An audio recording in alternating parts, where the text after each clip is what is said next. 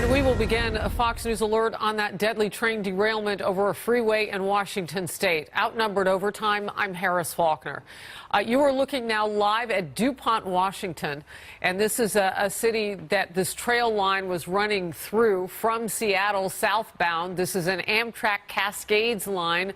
And we understand that this was the first route that it would run today along this line. Much anticipation since last Friday. A ribbon cutting for the train line that you see in front of you now crashed on the ground. This is Interstate 5 at the bottom of your screen. And just beyond those first responder trucks and ambulances and evacuation buses that you see there in the center of your screen is an area where a railway car is flattened on the ground. We are told that there are multiple fatalities in this. We don't know the number of fatalities or the number of injuries. We can tell you that they are still working a live rescue scene on the multiple cars you see dangling off that overpass. One right in the center of your screen, and then look at the chain behind it. And then out of sight, from the view of the cameras now, we know from the Pierce County Sheriff's officer who was there giving an update a short time ago. We've had a couple of updates. Earlier, we were told 3 to 4 additional rail cars are upside down, landed off that train line in a wooded area there. This is massive. We do know that the number of people aboard the train reportedly has now gone up as they get more details on how many. So 78 total, we're told, were there, including 5 crew members. And that, of course, is according to Amtrak. But then you've got the, 78 passengers plus 5 crew. You've got the situation there of them trying to get people out. And if there are fatalities, where they can get to them, they will do so as quickly as possible. But we are told that this will be a retracted rescue and recovery operation. It is precarious at best, as you see a car toppled now and then another one behind it, perched, however delicately, but certainly dangerously. That's a lot of weight up on that overpass, and they are working to get to people as best they can. Our chief correspondent, Jonathan Hunt, is live from our West Coast Bureau, and he has been getting details. And among them, Jonathan, is this idea, an interview that came with a nearby mayor, a nearby town, who nearly forecasts this. Bring us up to speed. Yeah, that interview was conducted exactly 2 weeks ago by Como, one of the TV stations in the area. Mayor Don Anderson is the mayor of Lakewood, and it is immediately south of Lakewood that this terrible accident happened. He warned 2 weeks ago that some sort of accident with this new high-speed train service was all but inevitable, and he called for further safety upgrades beyond the $800 million that the Washington Department of Transport said it had spent on these track upgrades. Now, we don't know precisely what part of track this train was on. What we do know is this. It was Amtrak 501, its inaugural run. It left Seattle at 6:10 Pacific time this morning. That was about 10 minutes late. By the time it got to Tacoma, its last stop before this accident, it was running close to 30 minutes late. It left the newly inaugurated station, for which a ribbon cutting took place on Friday in Tacoma, at around 7:30, 10 minutes later, just about 7:40 Pacific time, 10:40 Eastern, this terrible crash happened. We know from what we can tell of the map that there is a curve at least very close to this site around a golf course, and then this overpass over the very busy I-5. That is where the accident happened. You can see one car dangling very clearly from that overpass. Underneath it, flat across I-5, crushed is another car, and behind that overpass, according to the sheriff's spokesman, Ed Troyer, another 3 to 4 cars on the ground. That sheriff's spokesman, Ed Troyer, gave a rather chilling quote to one of the local TV stations up there, saying, quote, "It wasn't survivable unfortunately. What we do know is that there are multiple fatalities. We simply do not know how many. Officials are not giving us that figure at the moment. We know there are multiple people injured. They've been taken to several hospitals in the area. Among them, Harris, I can tell you, the hospitals receiving victims of this crash is the Madigan Army Medical Center. That is located on Joint Base Lewis McChord, which is a huge, sprawling military base very close to where this accident happened. We also know that the Madigan Army Medical Center is requesting blood donors. Now, obviously, members of the public can't get onto that base easily, but they are asking for the military community there to respond and to give blood. That gives you a sense of just the magnitude of this terrible accident and those awful pictures you're looking at right now, Harris. Yeah, the News Tribune on the West Coast is reporting 78 passengers, 5 crew members on board the train. I wanted to run just this by you, and I think that this will also mirror our updates at the bottom of the screen where our viewers can see it.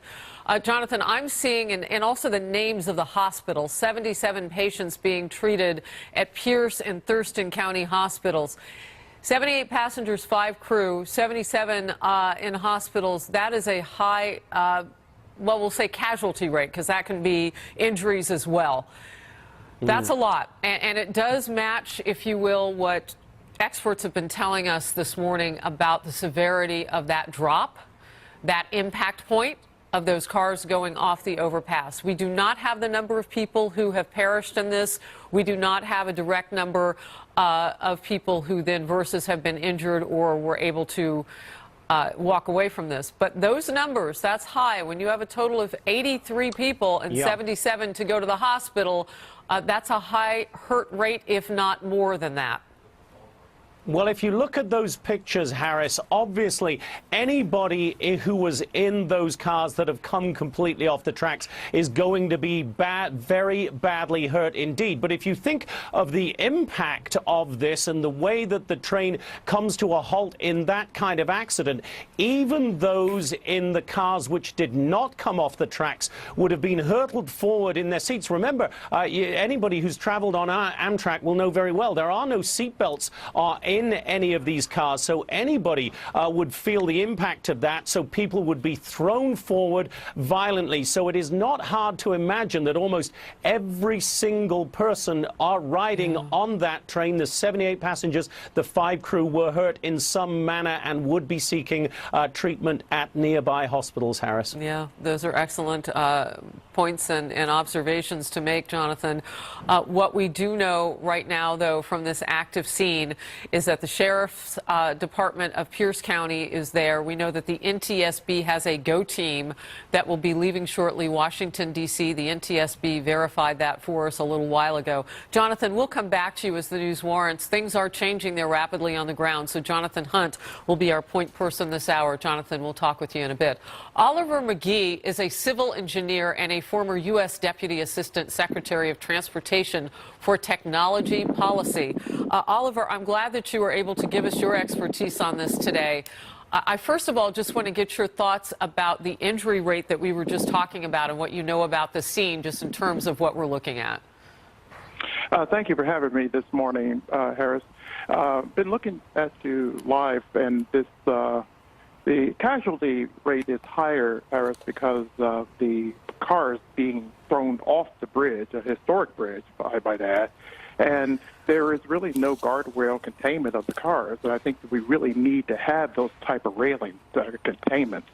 And I think the crash is probably, if I could technically speculate for you right now, it's about associated with getting some sort of positive train control in place on this new rail system. They probably were trying to get that in.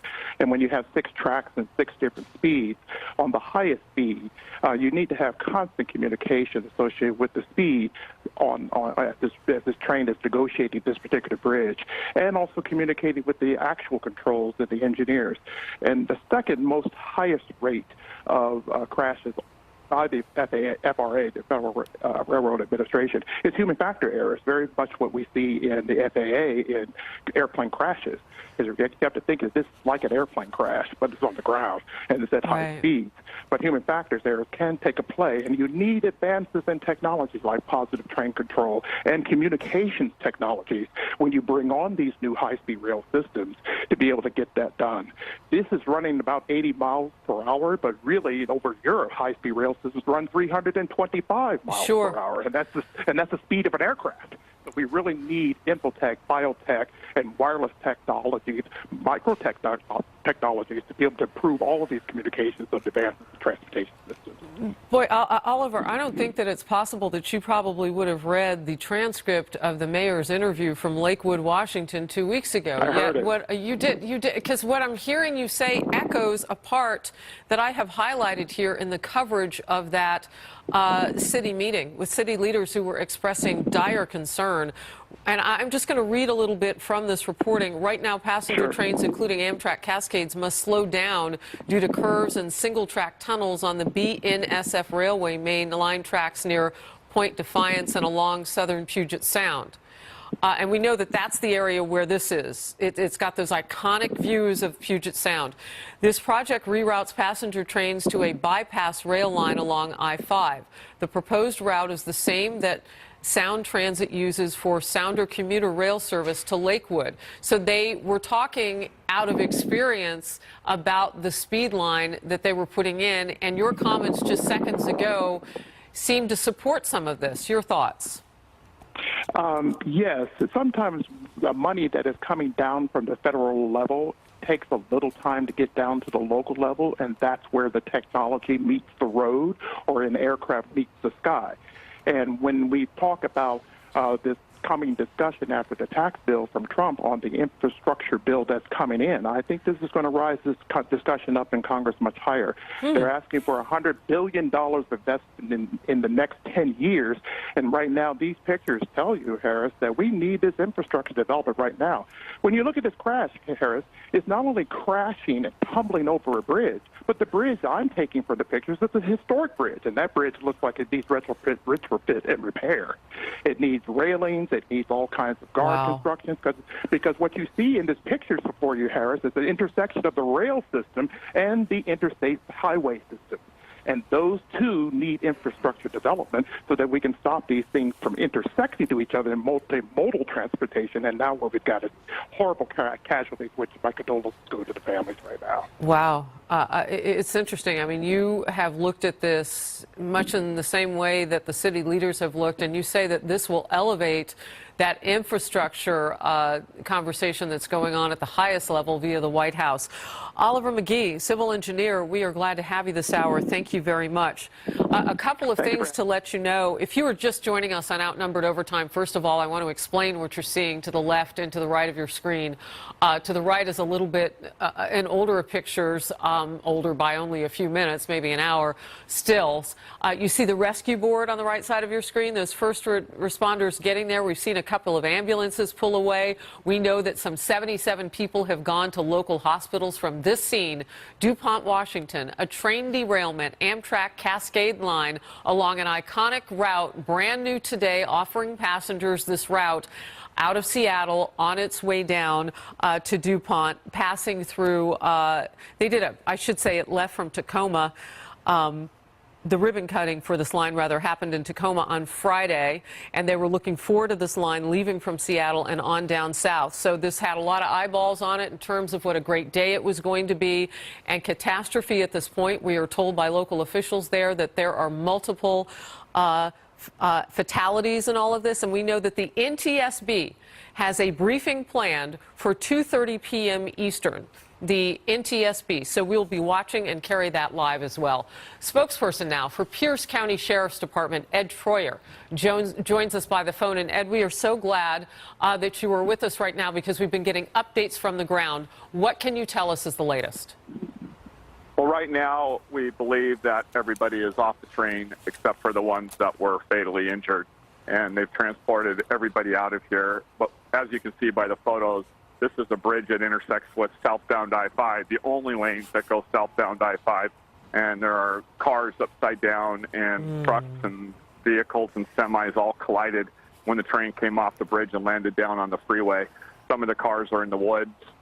Multiple agencies from multiple jurisdictions responded, including our military base out here. You know, this is one of the things that all agencies across the country practice for, and hope nothing ever happens like that. But unfortunately, it's happened here. The response has been good, and they were able to clear the trains out really quick and get passengers out on the way to family reunification spots, and they were able to get the injured to the hospitals. And, you know, obviously our condolences, and unfortunately there are some fatalities. As far as the numbers go on injuries and fatals, the State Patrol will be putting those numbers out later in the day when they get them confirmed. Boy, Ed, I have to tell you, this is the first time that we've heard it confirmed what was happening on Interstate 5. We've been very focused on the train, as we should be, because that was what has derailed on this day. But when you describe what's on the ground below, the cars upside down, the trucks overturned, that now is consistent with what witnesses had told us in the very beginning, but we had not heard yet more confirmation. Talk to me about that scene and how you have secured it in this way with your first responders. That is a huge accident scene. It's a huge accident scene. Not only did you have the train derailment and some of the train go into the woods and still dangling by a bridge over the I-5, but we also have cars and semi-trucks and upside-down train cars right on the freeway. And when that occurs, luckily, through a coordinated response, they had multiple people doing multiple extrications all at the same time. Wow. They did a great job in, you know, getting the traffic rerouted, but now the grim task of recovering the deceased, you know, is still in these guys' hands.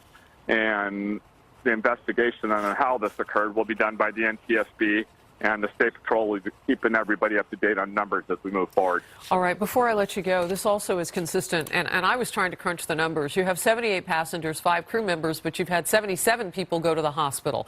Now I understand. You had extrications. You said multiple extrications going on with cars and trucks on the actual freeway. So you had injuries on the ground and you had injuries on the train. Correct.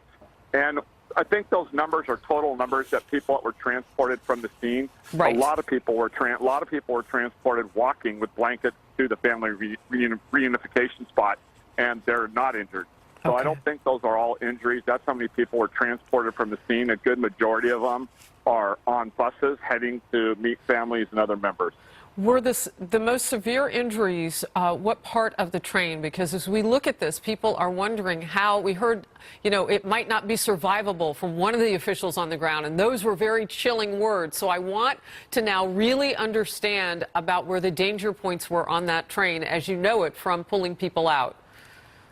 Well, if you look at the paintings on the side of the trains, that means that the people have gone in and searched them, the first responders, and that they're clear and they don't need to go back into those trains again. And train cars. But as far as which trains the people were injured in, or that's yet to be determined.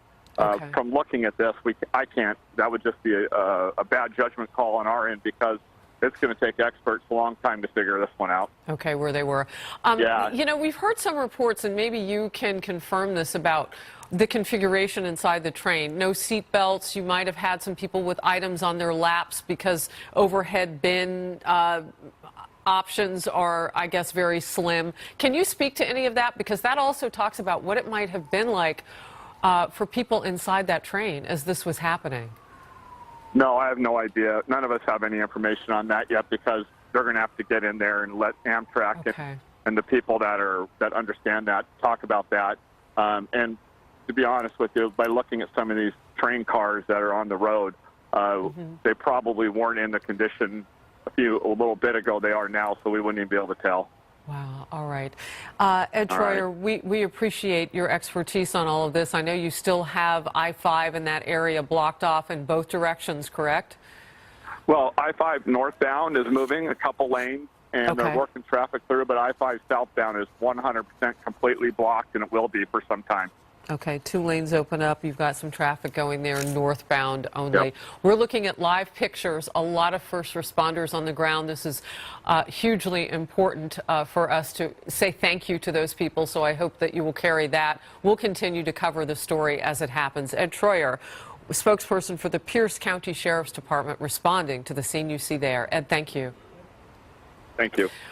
All right, joining us now is a witness that we have just gotten in, Greg Mackay. The train derailed moments before he would have driven under that Interstate 5 bridge. Ed, you're with us? Yeah, I'm here.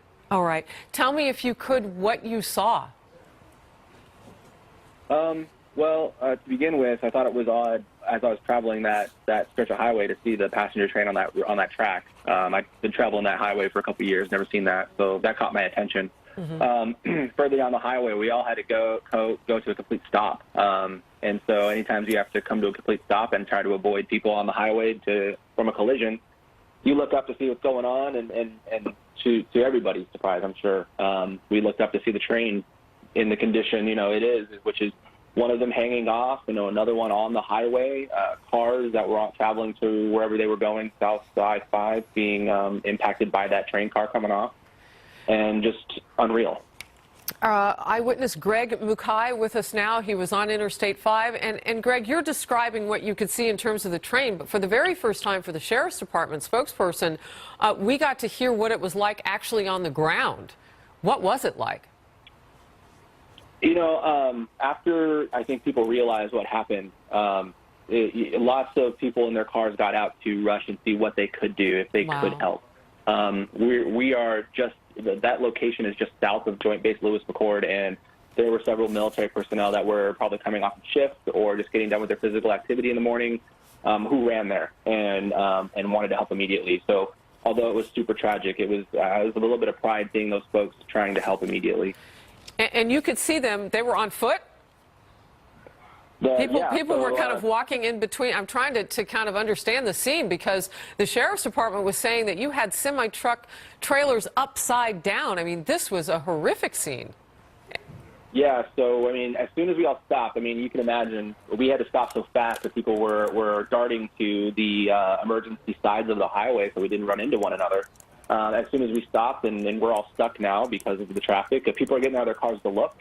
As soon as you look and you see, people are running in between cars, and they're going to see what they can help. A lot of those military personnel folks came back, and they asked for anybody who had first aid kits or clothing or towels or anything that could help to aid those folks down there. And so everybody, we were looking around our cars and trying to find things to help best we could. And, it sounds like you guys were, almost put into the position of being there first. We say first responders, but you're getting out of your car. People are there on the ground as this is happening. What were the sounds that you were hearing? Sometimes were people asking for help? Because we're getting reports that people were trying to get out of those cars. It was very eerily silent, to be honest. I don't remember a whole lot of noises or people saying anything. I think in an occasion like that, when you're looking up and you see a train off of a train track coming down onto a highway, people are definitely shocked. Like I said, the folks coming back obviously asked for first aid kits and things, but I didn't see anybody in the train cars. From my view, I didn't see anybody injured on the ground per se from where I was standing. And like I said, it was probably more eerily quiet than you would imagine. Yeah, we're looking at some scenes right now live, a much closer vantage point of the crush of train cars as they came off that bridge. If people are just looking now, they can see the paint that we've heard officials describing, where they mark a car and then move on to the next one. So we now have a close-up live shot to be able to see the cars that they have already gone through. We're told that they will leave the people who did not survive this on the trains while they completely get everybody off. And we know from the Pierce County Sheriff's Department that they feel they have gotten people out of the train cars. They mark them with this paint that you see to the right of your screen, just above the flashing light, and then they move on. Our Greg Mackay was there. And Greg, we are certainly thankful that you are safe and that others got out of their cars, their vehicles. You mentioned Joint Base Lewis McChord and some of our servicemen and women coming to the scene because it's nearby. We appreciate those details, Greg. Thank you. Thank you. Chief Correspondent Jonathan Hunt is live in our West Coast Bureau. He is our correspondent this hour, and he has new information. Jonathan?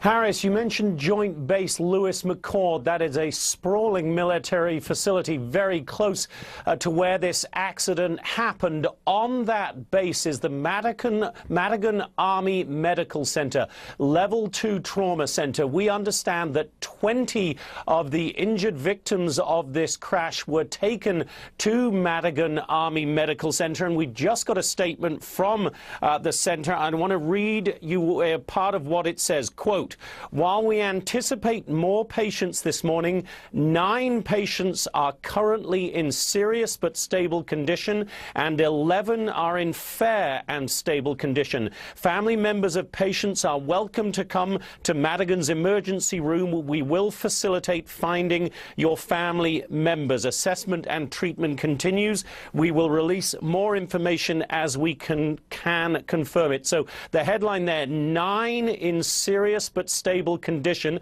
at the Madigan Army Medical Center. And remember, we're only talking about one of the hospitals receiving victims here, but 9 in serious stable condition there. And those sort of chilling words, Harris, for anybody watching this: family members of patients welcome to come to the emergency room. We will facilitate finding your family members. It just points to the terror that so many families, knowing that their loved ones were on this train, will be going through now as they try to find out how they are doing and indeed where they are. So a very frightening time for anybody who knows anybody who was on board Amtrak 501 this morning, Harris. Yeah, you know, all of this gives us a better picture of what was going on the ground in terms of the actual freeway. You know, I had mentioned earlier to the Pierce County spokesperson for the Sheriff's Department, who joined us live moments ago, that we had less of an idea of what was happening on the actual Interstate 5 than we did with the trains necessarily. That was our focus, the derailment. But now learning of all of the cars that were upside down, semi-trucks overturned on the freeway, and the injuries, the level of injuries that were playing out as this was happening, gives us a little bit more texture in terms of just how vast this accident really has been. Jonathan, you're reporting on that Joint Base Lewis McChord Medical Center, that Madigan, and that is also giving us some good information about what some of the options are medical that are very nearby that Level 2 Trauma Center. Yeah, but Harris, I just want to get to something that the AP is now reporting, which may be very significant in this. They have gone to a website called transitdocs.com, which records in real time the speed of this train. And according to the Associated Press, the train was traveling at 81.1 miles per hour moments before the derailment. Now, again, this is from transitdocs.com via the AP. Transitdocs.com is a website that maps Amtrak train locations and speeds using data from the railroad's Train Tracker app. Now, the maximum speed along the stretch of track where this accident happened, which is known as the Point Defiance Bypass, is 79 miles per hour, according to the Washington State Department of Transport. So what we have now, according to transitdocs.com, is the information that this train was going at 2.1 miles per hour over the speed limit for that stretch of track. Now, whether 2.1 miles per hour is a significant difference, it would be interesting to ask one of the many experts you've been talking to this hour, Harris. Yeah, so one of the things that we were told early on by one of our experts was that 1 to 2 miles per hour could happen almost if there was a little unevenness and you went up or down a little bit in the grade of the earth. 2.1 miles per hour, we didn't get that detailed with those experts, so we are going to be talking with more people this hour, and I will certainly ask that, because now we're not just kind of guessing how fast anything might have been going. We had some change in numbers. We won't be looking at that. We can look at now what they are seeing, which is 81.1 miles per hour, to see how that figures in. The medical information that you've given us as well is so important, and we're going to continue our reporting in that regard. Jonathan Hunt is our correspondent this hour. We will bring him back as the news warrants. And now, if you were just joining us on Outnumbered Overtime to bring you up to speed, you're getting a better view now of all of the, look at the transport boards off to the yellow and green and white, the triage area that they now have set up at DuPont, Washington. This is a town along an Amtrak line that has derailed today. Interstate 5 is the freeway that you're looking at, and you can see the cars, those train cars that came off that overpass, and now we know potentially at a high rate of speed, about 2.1 miles per hour more than this line was cleared for, 81.1 miles per hour according to transitdocs.com. That is a website that Jonathan Hunt was just telling us about that looks at Amtrak trains and their specified speeds potentially in real time. So that's the information that we're getting now. Multiple fatalities, learning more about that, and 77 people transported to area hospitals. We know from officials on the ground, many of those may have been able to walk away, but they were taken from the scene. This is a live rescue and recovery effort still going on here. Stay close. Incredible pictures now coming in from a horrible scene this morning. The train derailment in DuPont, Washington, as this train was running along an Amtrak Cascades line for the very first time. Today was the rollout of that new line, and it left Tacoma, south of Seattle now, DuPont, Washington. Amtrak derailment has left at least the people there on the train, but also now we're learning about the impact on the ground. That's Interstate 5. Many injuries. We do not have the number of fatalities at this point, but we knew from the get-go that there were casualties in this. That would necessarily mean at least some injuries, potentially deaths mixed in. But we don't have the hard and fast numbers yet. We do have the hard and fast facts on this. That train, according to a website that tracks it and what Amtrak and authorities are looking at right now, the transitdocs.com, had it going at 81.1 miles per hour. Just before this happened. It went around that curve that you can see, because when they pull out, you can kind of see it kind of curves to the left. At least one rail car right away went off that overpass and hit Interstate 5. Then you can see another dangling behind it, and then another. And then this gives us the perspective of what we haven't been able to see as we've been covering this now for a couple of hours. We hadn't seen those cars that were left off into the woods. Some of them flipped. And then again, as you pull out wider, and we cannot control these first live aerial pictures, but Interstate 5 was left with cars mangled, turned upside down, semi-trucks overturned. A horrible scene, a scene of injury and death today. You see on the right side of your screen the live look at first responders who are still working to make sure that not only this accident scene stays intact until the NTSB can get there and figure out what happened, but also they have now the grim recovery process. They pulled everybody who survived out, and those people have been taken for care at area hospitals, but the fatalities were left on board, we were told, by the Pierce County Sheriff's Department spokesperson a short time ago, and now they have to recover and go get those bodies from behind. Now, on the ground on Interstate 5, as I mentioned, the southbound lanes have been completely shut down. There are a couple of northbound lanes we've learned that have opened up. As we look at them sort of pick through the scene, I want to ask my crew if I can bring in Oliver McGee. He's a civil engineer and a former U.S. Deputy Assistant Secretary of Transportation for Technology Policy. Oliver, you gave us some great information earlier on the trouble that you have when you don't have guardrails. You made the observation that this looked like an older structure and how problematic that was. And now these first pictures. What do you say? Well, Harris, I'm so glad to see these pictures. Again, I want to send my condolences to the persons who've lost their lives. But you are absolutely right, Harris. These are spectacular pictures.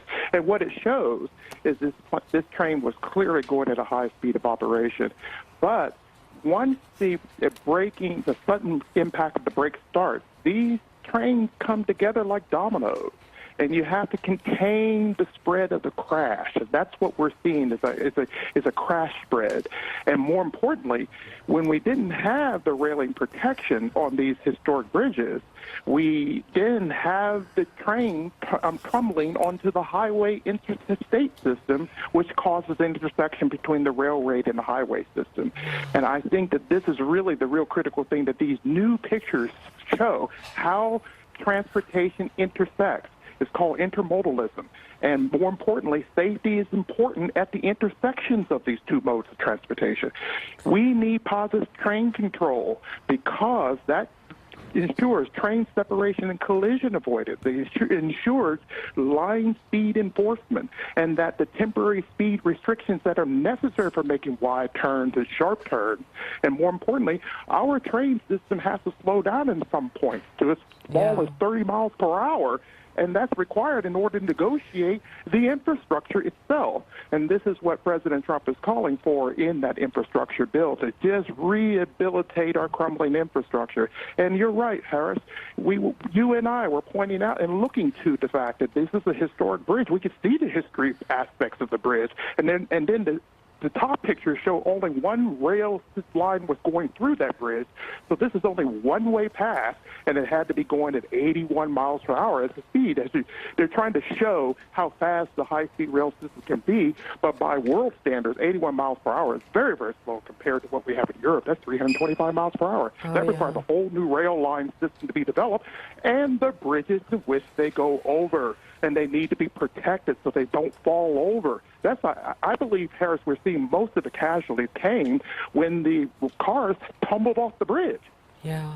Well, and as we have learned about the injuries, Oliver, down on Interstate 5, it's been very chilling because we were so focused in on the train. But when you talk about cars upside down and semi-trucks, just the force, the sheer magnitude of overturning one of those and making a mangled situation on the ground, it shows you the impact and power with which that train was traveling. As you say, we had one eyewitness on who would have just been going underneath this bridge had it not been for a slowdown and potentially for this happening in front of him, basically.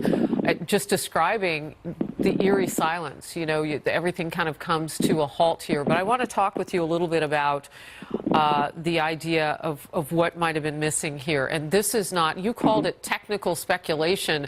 What we know from city leaders here is that some of this was a critical look before they even put this train online today. There were some angry city leaders and leaders wider than the community DuPont that you see here nearby Lakewood. The mayor there very upset and on the record saying that something like this could happen. We have reached out to some people, but I know sometimes the day of, it is tough to reiterate those words, but you can bet that will be part of this conversation. And, you know, we're seeing now them on the ground. They're already, are they already doing their investigative work? Because this is part of what you know about.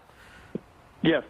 They are doing their work. The National Transportation Safety Board is immediately on the ground now. They're trying to piece together the aftermath and the puzzles. But first and foremost are the first responders to be able to save lives and also to recover casualties, and also to be devoted to families. But second, right behind them is the people who are trying to really talk about the issues that you and I are talking about. What was wrong with the speed? How much communication was taking place inside the engineer? And then at the same time, what were the human factors? The second most highest problem for train derailment in the Federal Railroad Administration is human factors errors, very similar to what we see in the FAA.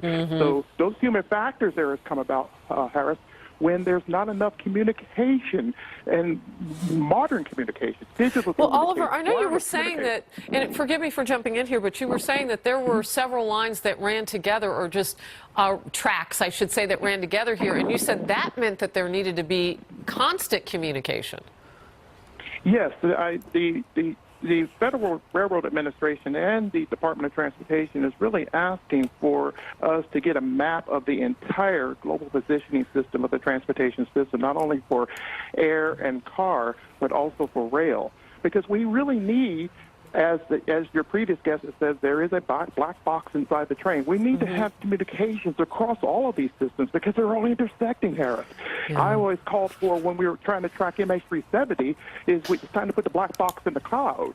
We sometimes need to put the black box in the cloud for trains, planes, and automobiles as we develop the brand new infrastructure. Interesting idea. Okay, I want to just jump in here because this has just happened. Governor Jay Inslee's office, Washington State governor, has just tweeted out Governor Inslee has now declared a state of emergency relating to the Amtrak 501 response. Again, I want to repeat that for people who are just tuning in. It is 1:43 on the East Coast. The NTSB, National Transportation Safety Board, is due to have a 2:30 p.m. Eastern news conference regarding the catastrophe that played out on Interstate 5 as an Amtrak train went off the tracks and onto the interstate. The governor now declaring a state of emergency relating to Amtrak 501. We know that other trains along this line and nearby lines have been shut down, canceled for today. This has been a widening situation in terms of the people that it impacts. People who drive in this area have been told to stay off the roads even nearby because they have all that they have can deal with the triage situation here. They've set up a situation where they've been taking people out by transport buses, and nearby hospitals have taken upwards of 70 people in terms of patients. Some of those have been critical injuries in all of this, and then the fatalities. So this has been a major situation in terms of the accident itself, the widening effects on the traffic along this corridor, this region. And then now an even wider conversation is Oliver McGee. Thank you very much for your expertise. A civil engineer has been telling us that this is going to be looked at potentially at a higher level, if you will. The White House, the Trump administration has been looking at infrastructure and shoring up those areas where you see some aging. And that civil engineer who's joined us twice this hour, Oliver McGee, has pointed out from his experience that this was a historic bridge. It needed some things done to it, and we know local officials in that area have been talking about it. And speaking of that, let's bring back Chief Correspondent Jonathan Hunt, who's live on this from our West Coast Bureau. So, Jonathan, part of the story now is those, or are those leaders who talked about the fact that this could happen before they even rolled this out, this brand new line today. Yeah, the mayor of Lakewood, which is the city immediately north of where this accident happened, said exactly 2 weeks ago that an accident involving this new high-speed train and track was almost inevitable. And talking of infrastructure, as you just were, Harris, President Trump has just tweeted regarding this accident. Let me read it to you.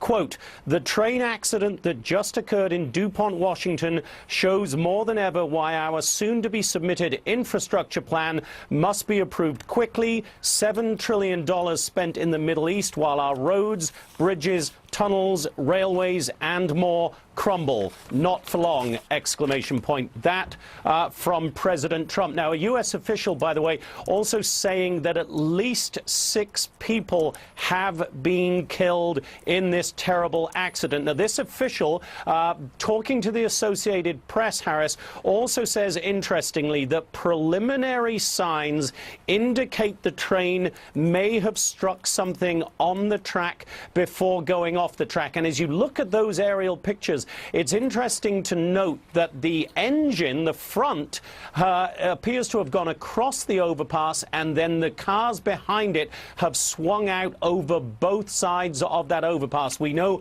that there was one dangling on the left-hand side as you look at it right now, with one on the ground, and 3 to 4, according to the sheriff's spokesman, on the right-hand side as you look at it closer to that wooded section. We also know from the Associated Press via transitdocs.com, which is a train speed tracking website, that the train was traveling at 81.1 miles per hour moments before this accident. We also know that the top speed on that stretch of track, according to the Washington Department of Transport, is 79 miles per hour. So 2.1 miles per hour over the speed limit. That may or may not be a significant difference, according to some of the experts you yourself have been talking to here, Harris. But all of this will now be looked at, obviously, by the National Transportation Safety Board. They will lead the investigation. We're expecting a briefing from NTSB officials in Washington, D.C.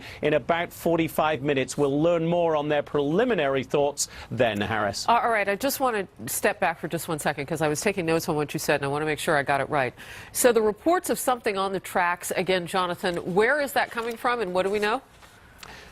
That is coming from the Associated Press, who are describing their source as, quote, a U.S. official familiar with this preliminary investigation. So this U.S. official telling the Associated Press, one, that at least 6 people have been killed, and 2, that the preliminary investigation points to the train possibly striking something on the track. Now, that is interesting, going back to how you started our reporting here, Harris, with the warning from the mayor of Lakewood. That was exactly what he was concerned about. He was more concerned about one of these high-speed trains hitting a pedestrian or a vehicle in his city of Lakewood as it went through the city. But if that is true, that it indeed did strike something on the track, this is exactly what the mayor of Lakewood warned could happen, and he asked for further safety improvements before this new high-speed train and track